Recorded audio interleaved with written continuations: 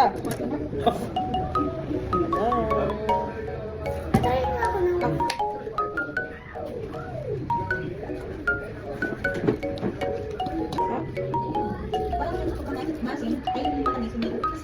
Hindi mo gusto ng asin, para lang.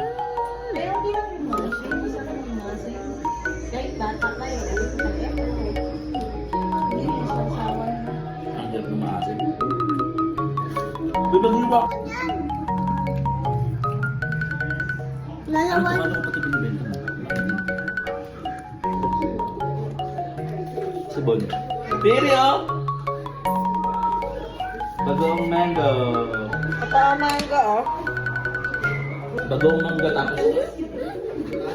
Hindi natin maasin kami. Napasin niya na naman yung Tapos pusa. ginawa ni Glenn yung bagong. Wala na. Kaya binibigay niya yung ano.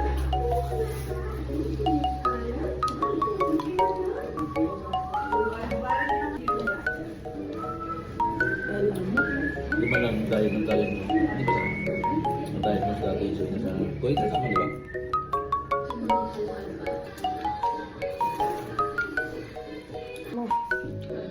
Yan lang ako ganito kumain ng ito.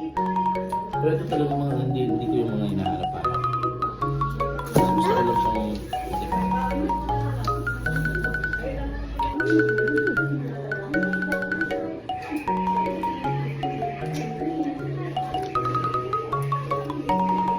Buksan mo, tatay.